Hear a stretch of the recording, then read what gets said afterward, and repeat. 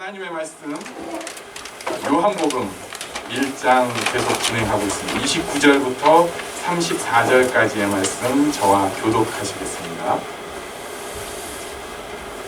이튿날 요한이 예수께서 자기에게 나아오심을 보고 이르되 보라 세상 죄를 지고 가는 하나님의 어린 양이로다. 내가 전에 너희를 내 뒤에 오는 사람에게 나보다 앞서 무엇보다 주시라 것이 이 사람을 알리라. 나도 그를 알지 못하였으나 내가 와서 물로 세례를 베푸는 것은 그를 이스라엘에 나타내려 함이라 하니라. 요한이 또 증하여 이르되 내가 보매 성령이 그리같이 하늘로부터 내려와서 그의 위에 머물렀더라. 나도 그를 알지 못하였으나 나를 보내어 물로 세례를 베풀라 하신 그이가 나에게 말씀하시되 성령이 내려서 누구 위에든지 머무는 것을 보거든 그가 곧 성령으로 세례를 베푸는 이인 줄 알라 하셨기에 내가 보고 그가 하나님의 아들이심을 증언하였노라 하니라. 아멘.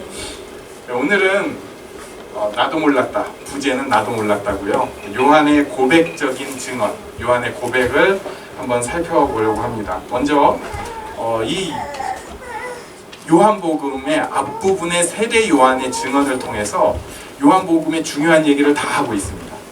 조금 빡빡한 얘기지만 너무 좋은 얘기니까 한번 살펴보려고 해요. 29절 한번 같이 다시 읽습니다. 시작. 이튿날 요한이 예수께서 자기에게 나아오심을 보고 이르되 보라 세상 죄를 지고 가는 하나님의 어린 양이로다. 세상 죄를 지고 가는 하나님의 어린 양이다. 예수님은 세상 죄를 지고 가시는 분입니다. 우리가 더 이상 짊어질 필요가 없습니다. 로마서 6장 23절에 유명한 말씀이 있습니다. 죄의 삭은 사망이요 하나님의 은사는 그리스도 예수 우리 주 안에 있는 영생이니라. 너무 귀한 말씀. 그런데 문제는 우리가 이 죄의 삭을 짊어지고 가는 사람이라는 거예요. 보통은 우리가 사망짐을 짊어지고 가는 사람입니다. 인간은 그렇게 돼 있습니다. 그래서 가만 놔두면요 아무리 재미난 거 좋은 걸 가지고 있어도 슬퍼져요. 아파집니다. 약해집니다. 길게 보면 결국은 쇠약해져서 죽게 되는데 그 흔적들이 지금도 우리 삶의 곳곳에서 툭툭 나타납니다. 여기 아직도 펑펑하게 성장할 것 같은 좀 여기 제일 어린 사람이 희상이, 그 다음에 승준이, 승하, 은상이 아래부터 지금 한 거거든요. 얘네는 아직 좀 더 클 거예요. 은상이 더 클 겁니다. 그런데 클 건데 그런데도 이 아이들도 마치 죽어가는 사람인 것 같은 증세를 나타내요. 갑자기 세상이 다 싫어지고 마음이 다 무너지고 재미가 하나도 없고 주변에 나를 이해해준 사람 하나도 없는 것 같고 다 싫고 세상죄를 지고 가는 모습이 우리에게 있기 때문에 그렇습니다. 그런데 이것을 예수님께서 딱 해결해 주셨어요. 죄의 삭은 사망인데 그 죄의 삭을 예수님께서 담당하셨습니다. 죄를 지었으면 돈을 내고 그걸 해결을 해야 되는데 그게 사망으로 해결을 하는 거예요. 그런데 그것을 예수님께서 담당하셨습니다. 그래서 우리는 이제는 자유할 수 있어요. 예수님 앞에 내놓기만 하면. 요한이 이것을 얘기하는 것입니다. 세상 죄를 지고 가는 어린 양. 예수님이 이런 분이다. 자, 두 번째 또 얘기를 하는 것이 있습니다. 30절과 31절에 보면 여기는 보면은 이 사람을 가리킵니다. 어쩌고 하고 있는데 이것은 결국 이 사람이 내 인생의 목적이다. 요한은 다른 것이 자기 인생의 목적이 아니라 예를 들면은 회개하라 외치는 게 목적이 아니에요. 그냥 겉으로 보기에는 회개하라지만 예수님이 세례 요한의 인생의 목적이었습니다. 그것을 명확하게 한 번 더 얘기를 하는 거예요. 그리고 나서 32절 또 33절에 말씀을 하시는데 우리 32절만 한번 같이 읽겠습니다. 32절 시작. 요한이 또 증언하여 이르되 내가 보매 성령이 비둘기같이 하늘로부터 내려와서 그의 위에 머물렀더라. 아멘.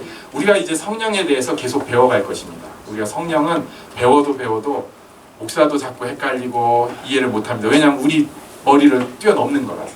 알아도 자꾸 오해를 해요. 또 딴소리를 나중에 합니다. 그래서 성경 말씀 그대로 오면서 이 요한복음 보면서 계속 교정을 할 것인데 이 성령의 여러 가지 역할이 있는데 요한복음 처음에서 얘기를 하는 거예요. 성령이 예수님을 통해 오셨다. 예수님이 오셔서 성령을 주셨다. 성령이 오셔서 일어난 제일 크고 가장 기본적인 일을 제가 생각을 해보니까 오직 성령이 너희에게 임하시면 너희가 권능을 받고 예루살렘과 온 유대와 사마리아와 땅끝까지 이르러 내 증인이 되리라. 그래가지고 오직 성령이 너희에게 임하셔가지고 그 증언들이 이렇게 쭉쭉쭉 와가지고 2020년을 맞이하는 이 한 주 전에 김종욱이 예수를 믿게 된 거잖아요. 성령 때문에. 놀랍지 않으세요? 어쩌다가 내가 예수를 믿게 되었을까? 복음이 어쩌다가 여기까지 흘러왔을까? 어떤 사람들은 그거 뭐 그런 거지 뭐 문명의 흐름 아니야 뭐 이런 식으로 얘기를 하는데 가만 생각해 보면 또 역사를 공부해 보면 이런 기적이 있을 수가 없어요. 어쩌다가 우리나라에 복음이 이렇게 들어왔을까? 게다가 우리나라 사람들 굉장히 재창조의 능력이 뛰어나잖아요. 이단 엄청 만들었어요. 왜? 게다가 신앙생활도 아주 좀 제가 노골적으로 얘기하면 비판할 게 너무 많게 신앙생활도 이상하게 많이 했어요. 자꾸 그런 것만 보면은 우리 신앙이 병드니까 안 하려고 하지만 진짜 이상하게 많이 바꾼 신앙의 모습도 있고 심지어 이단까지 만들면서 우리나라도 복음을 거부한 거예요. 우리 식으로. 그런데도 그걸 뚫고 들어와 가지고 저한테 복음이 들어와서 예수를 믿게 한 거예요. 성령께서 하신 일입니다. 여러분이 우리가 여기 앉아서 예수를 믿는 사람이네 하는 이 놀라운 일은 성령께서 하시지 않으면 있을 수가 없는 일이에요. 진짜 놀라운 일입니다. 이것이 예수님으로부터 온 일입니다. 요한이 이 놀라운 축복을 얘기를 한 거예요. 첫 번째는 죄의 짐을 지셨다. 죄의 삭스를 담당하실 분이다. 두 번째는 성령을 보내신 분이다. 그리고 세 번째 34절 한번 또 같이 읽겠습니다. 시작. 내가 보고 그가 하나님의 아들이심을 증언하였노라 하니라. 아멘. 여기 하나님의 아들이라는 것도 요한복음에서는 굉장히 신학적인 논쟁이 되고 이거 가지고 또 조금 똑똑한 신학자들은 뭐 어쩌고 저쩌고 얘기를 많이 해요. 그런데 우리는 그냥 단순하게 기본적으로 받아들이려고 합니다. 예수님이 하나님의 아들인데 이 땅에 오셨습니다. 이것은 로마서 8장 32절에 아주 명확하게 설명합니다. 여기는 우리 같이 읽겠습니다. 시작. 자기 아들을 아끼지 아니하시고 우리 모든 사람을 위하여 내주신 이가 어찌 그 아들과 함께 모든 것을 우리에게 주시지 아니하겠느냐. 아멘. 가장 소중한 아들을 통해서 모든 것을 주시는 것을 보여주시는 거예요. 이것을 누리는 사람이 있고 못 누리는 사람이 있습니다. 요한복음은 처음부터 그 얘기를 하는 것입니다. 첫 번째, 가장 중요한 죄의 삭, 속죄에 대해서. 두 번째, 또 가장 중요한 성령에 대해서. 세 번째, 또 가장 중요한 아들을 주심에 대해서 딱 설명을 하는 거예요. 세례 요한을 통해서. 그런데 오늘 얘기하는 것은 이 좋은 얘기들을 너무너무 신기한 과정 속에서 이 좋은 얘기들이 나오는 것을 볼 수 있습니다. 31절에 보니까요.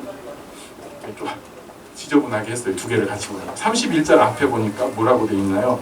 나도 그를 알지 못하였으나. 이거 지금 세례 요한이 하는 얘기예요. 나도 몰랐다. 또 33절에 똑같이 얘기를 하고 있어요. 나도 그를 알지 못하였으나. 요한이 굉장히 중요한 역할을 지금 하는 것 같고, 그리고 요한복음, 그러니까 이제 마태, 마가, 누가의 복음을 이미 다 알아요. 거기에다가 야, 근데 복음에서 이게 더 중요한 게 있는데 이건 빠뜨리면 안 된다 해가지고 성령의 감동으로 요한이 쓰고 있는 그 글에 요한이 지금 세례 요한이 사도 요한이 쓰는데 세례 요한이 결국은 고백을 하는 거예요. 나도 모르는데 보통 우리가 이제 교회에서 특히 그런데 굉장히 아는 척을 좀 해야 됩니다. 그래가지고 진단을 해요. 그래서 이제 제가 나름 또 중고등부 좀 전문가였어요. 지금은 별로인 것 같아요. 근데 요즘 수련회도 많이 쫓아다니고 그래서 가서 특강 강사하면은 굉장히 좀 억울한데 꼭 끝나고 그거 하잖아요. 그 평가 1등은 꼭 아니고 꼭 2등이에요. 그거 왜 그랬는지 지금까지도 의문이에요. 3, 4등도 아니고 꼭 2등. 그래도 그 정도는 했어요. 그러니까 어떻게 되냐면은 이제 딱 보면은 예를 들면은 뭐 절대 그게 실제는 아니에요. 승준이 딱 보면은 제가 이제 견적이 나오는 거죠. 너는 이래야 돼. 이렇게 하고 싶은 게 인간의 뭐랄까요? 그런 마음이에요. 인간의 마음. 또 교회에서 어느 가정이 이랬다고 하면 그건 이래야 돼. 우리 노하우가 많으니까. 그런데 사실은 그거 아니에요. 저 승준이 견적 못 냅니다. 저 아이를 향한 독특한 하나님의 역사는 하나님만 아시고 승준이도 조금씩 알아갈 거예요. 엄마도 어쩌면 조금 알지 모르고. 우리는 옆에서 기도하고 도와줄 뿐이에요. 여기 지금 세례 요한도 자기의 인생을 건 사역 예수님에 대해서 뭐라고 얘기하냐면 내가 모른다고 얘기를 하고 있는 것입니다. 몰라요. 그래서 우리가 한 세 가지를 제가 또 찾아보려고 합니다. 모르고 출발하는 것이 믿음의 길입니다. 모르고 출발하는 것이. 세례 요한이 광야에서 처음 하나님께서 인도하셔가지고 광야에 가서 그 털옷 입고 냄새 나는 속에서 그 옆에서 벽 긁어가지고 거기서 나오는 꿀찌꺼기 먹고 메뚜기 뜯어 먹고 이렇게 지내면서 있을 때 자기는 자기를 하나님이 어떻게 쓰실지 몰랐을 거예요. 확실합니다. 세례 요한은 성경에 이렇게 자기가 기록될 줄 절대로 몰랐습니다. 네. 몰랐어요.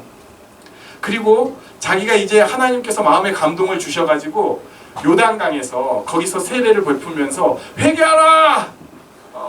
이 독사의 자식들아, 이 돌들도 하나님이 자기 자녀로 삼을 수 있는데 너네는 그런 식으로 하면 안 되지! 얘기를 할 때 자기가 진짜 예수 그리스도의 바로 앞길을 예비한다는 것도 이 지구를 바꾸는 역사의 주인공 바로 앞에서 그것을 비추는 사람이라는 것도 정확하게 몰랐을 거예요. 믿음의 길은 모르고 출발하는 것입니다. 나중에 예수님께서 세례 요한을 여인에게서 난 사람 중에 제일 큰 사람이라고 해주셨는데 모르고 출발한 거예요. 창세기 12장 1절에 유명한 말씀이 있죠. 우리 한번 같이 읽겠습니다. 시작. 여호와께서 아브라함에게 이르시되 너는 너의 고향과 친척과 아버지의 집을 떠나 내가 내게 보여줄 땅으로 가라. 아멘. 처음에 보고 우리 놀라잖아요. 보여줄 땅으로. 너 떠나. 그리고 저기로 가 하면서 우리가 그것을 비전으로 삼고 뛰어가야지 이게 되는데 그게 아니에요. 떠나. 그리고 보여줄 땅으로 가라. 신앙생활은 모르고 출발하는 것입니다. 믿음의 길은 모르고 출발하는 것입니다. 저는 제가 이러고 있을 줄은 전혀 몰랐어요. 어떻게 보면 너무 감사하고 놀라운 일인데 전혀 몰랐어요. 제가 처음 예수님에 대해서 마음의 감동을 받았을 때 저도 굉장히 그 삐딱선 청소년이었는데 갑자기 마음에 훅 다가오셨어요. 그 전까지는 의무감, 제가 또 바른 생활 살다 보니까 교회에서 뭐 이것저것 봉사하고 그랬는데 그러다가 마음에 딱 다가오고 나니까 갑자기 예수님이 나를 사랑하시는구나, 내가 사랑하는 것보다 내가 더 사랑을 받고 있구나 이 생각이 드니까 굉장히 좋더라고요.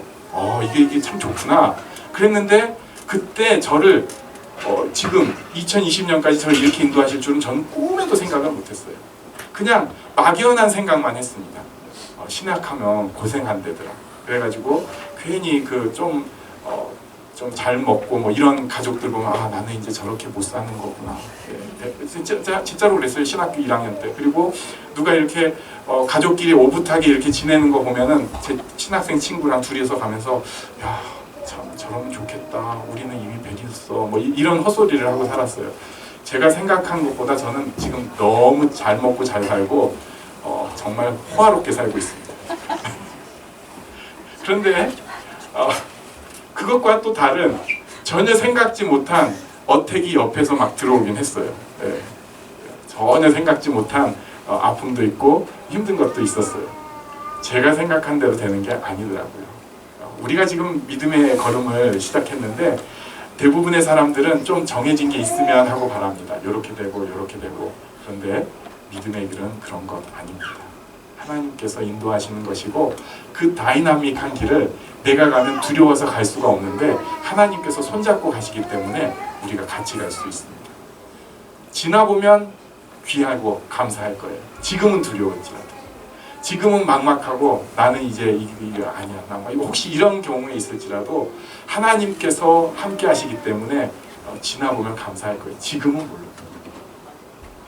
믿음의 길은 모르고 출발하는 겁니다. 두 번째, 하나님의 역사는 호련히 갑자기 나타나는 것입니다. 요한이 생활이 어땠을까요? 처음에는 굉장히 외로웠을 거예요. 우리가 이제 사람이 좀 싫어가지고 이렇게 혼자 있잖아요. 그러면은 진짜 좀 뭐랄까요, 외로워져요. 제가 지금은 이렇게 막 뭐 아내도 있고 애들도 있고 우리 교인들도 있고, 그리고 어떤 사람들은 또 꼭 그 좀 죄송한데 막 그 원하지 않는데 계속 연락하는 사람들도 있어요.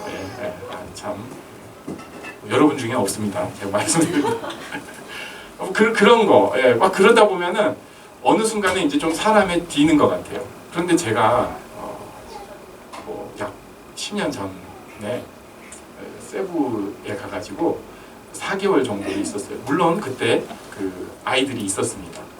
중학생부터 초등학교 4학년까지 아이들을 인솔에 가가지고 영어 선교 캠프 해가지고 4주를 있었는데, 거기서 애들이 옆에 있지만 갑자기 그 뭐랄까요, 사람이 귀해지는 거예요.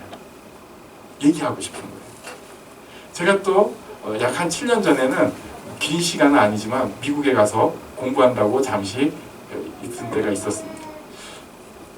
혼자서 뭐 이렇게 왔다 갔다도 했어요. 또 촌사람이니까 차 렌트해가지고 뭐 라구나 비치 뭐 이런 데 좀 어디서 들어본 데들 있잖아요. 뭐 롱비치 이런 거, 그런 데를 차를 몰고 휙 가봤어요. 그런데 혼자 있으니까 재미가 하나도 없고요.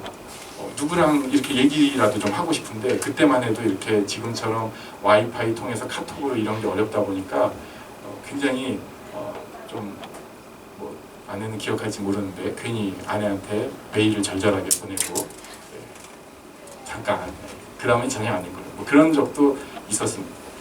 요한도 아마 그렇게 살았을 거예요. 자기는 하나님 뜻을 따라서 광야에 들어가서 산다고 살았는데 거기 들어가서 살기 시작하면은 굉장히 외로워요. 진짜 윌슨이라고 외국인 적어놓고 얘기라도 하고 싶은 마음이 사람 마음일 거예요. 그런데 거기서 그렇게 얘기를 하고 있다가 혼자서 중얼중얼하고 있다가 요단강에서 세례를 베풀기 시작하니까 사람들이 막 몰려들기 시작하는 거예요. 그것도 유력 인사들까지. 그래가지고 그 뿌연불에서 세례를 받고 거기에 대해서 요한은 세례 요한은 하나님께서 자기에게 주신 말씀을 그들에게 명확하게 선포를 했습니다. 어떨 때는 막 꾸짖었을 거예요. 당신 회개해야 된다. 그리고 어떤 사람들은 요한이 그런 것 가지고 못하게 하니까 그런 사람이랑 어떤 면에서 싸웠을 거예요.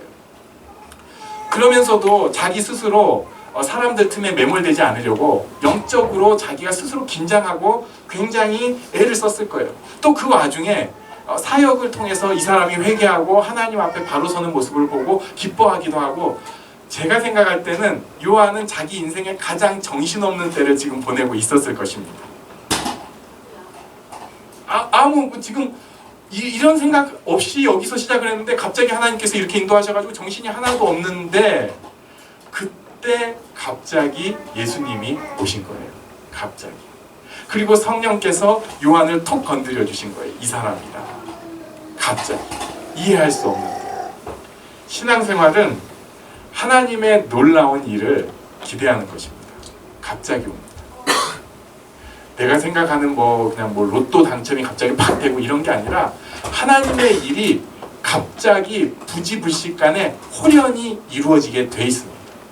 신앙생활은 내 생각대로 끝까지 가는 게 아니라 하나님의 그 놀라운 기적의 역사가 한 번씩 침투를 해서 그것 때문에 살아갈 수가 있습니다. 사도행전 10장 30절에 보면 고넬료 얘기가 나와요. 이 사람이 고백하는데 구시 기도를 하는데, 아침 기도를 하는데 갑자기 한 사람이 빛난 옷을 입고 내 앞에 서서, 이 고넬료는 그냥 예수도 잘 모르고 소문은 들었겠죠. 그냥 하나님 섬기면서 이방인으로서 경건하게 살려고 하는데 갑자기 하나님께서 그 가운데 개입하신 거예요. 갑자기 베드로에게 나타나시고 갑자기 베드로를 보내시고 갑자기 그 말씀을 통해서 성령을 주셔서 이방인 선교의 첫 번째 귀한 열매가 고넬료가 되었어요. 누가 계획한 거 아니고요. 갑자기 일어난 일이었어요. 우리 인생 가운데에도 하나님께서 갑자기 일을 이루어 주십니다. 그거 기다려야 돼요. 기도하고 기다려야 합니다. 내 힘으로 안 되는 것은 기도하고 기다려야 합니다. 어떨 때 이런 때가 있어요. 하나님, 저는 왜 은혜가 안 되죠? 왜 다른 사람들은 뭐 예수 믿으면 막 감동이 되고 막 이러는데 저는 왜 그런 게 안 되죠? 어떤 사람들은 뭐 예언을 하고 뭘 하는데 왜 저는 그런 게 안 되죠? 기다리고 기대하고 있으면 하나님께서 원하시는 그때에 갑자기 허락하십니다. 왜 제 기도 제목은 응답이 안 됩니까? 하나님께서 허락하신 그때 갑자기 가장 좋은 응답으로 주실 줄 믿습니다. 예수 믿는 사람은 모르고 가는 길이고요. 그리고 하나님께서 어떨 땐 나한테 전혀 상의 안 하고 행하시는 일을 기대할 수 있는 사람입니다. 마지막으로 한 가지, 결국은 그래서 요한이 일을 만들어 가거나 이 사도 요한이 일을 만들어 가거나 사람들이 일을 만들어 가는 것이 아니고요. 하나님께서 만들어 가십니다. 고린도전서 3장 6절 7절 한번 같이 읽겠습니다. 시작. 나는 심었고 아볼로는 물을 주었을 때 오직 하나님께서 자라게 하시나니 그런즉 심는 이나 물 주는 이는 아무것도 아니로되 오직 자라게 하시는 이는 하나님뿐이니라. 아멘. 여기 나는 누구냐면요, 바울입니다. 바울이 심었어요. 아볼로는 사도행전에 보니까 구약이 능통한 자로 보여집니다. 사도 바울이 심고 구약이 능통한 사람이 물을 주었는데 오직 하나님께서 자라나게 하셨다고 해요. 그리고 심지어 7절에 뭐라고 얘기하면 심는 이 자기죠. 물 주는 이 아볼로 아무것도 아니라고 표현하고 있습니다.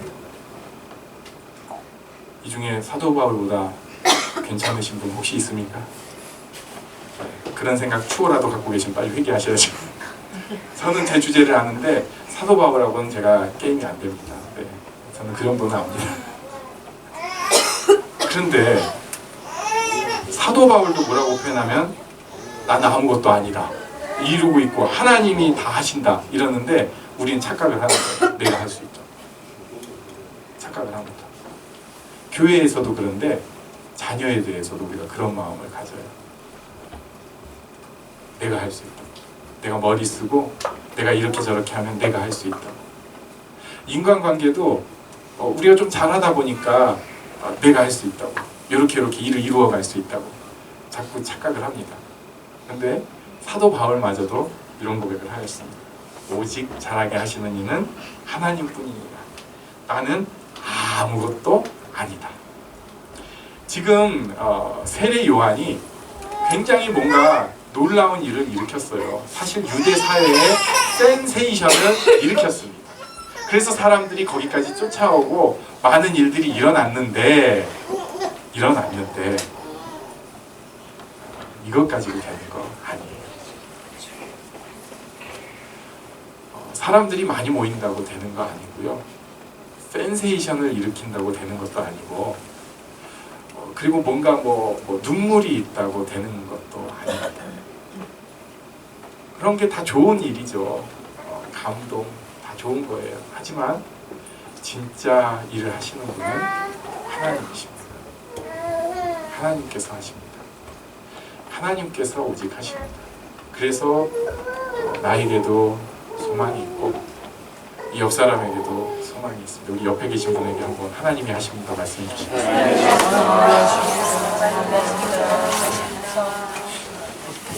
지금은 좀 인정이 안 되더라도 하나님께서 하십니다. 결국 세례 요한은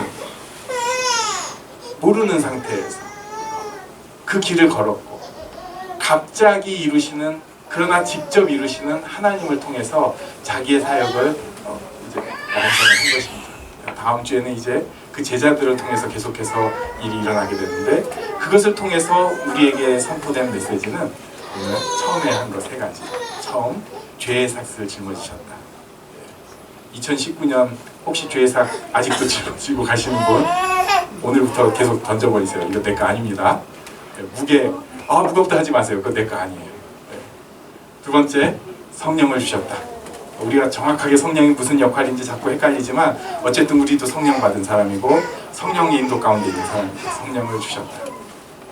그리고 하나님의 아들이 우리에게 오신 바 되었다. 기억하고 2019년 복되게 마무리하는, 정말 감사하며 마무리하는 우리 모두가 되기를 원합니다. 우리 잠깐 일어나서 기도하는 시간을 갖겠습니다.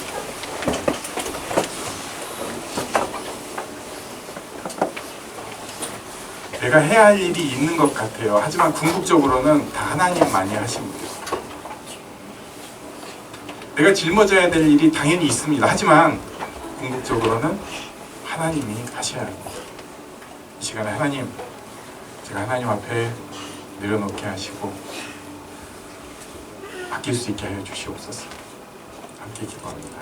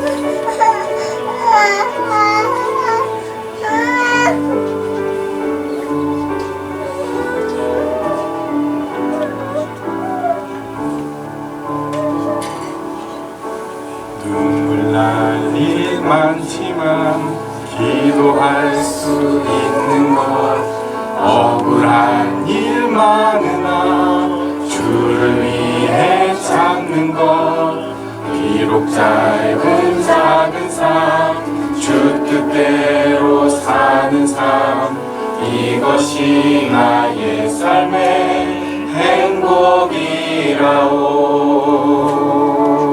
이것이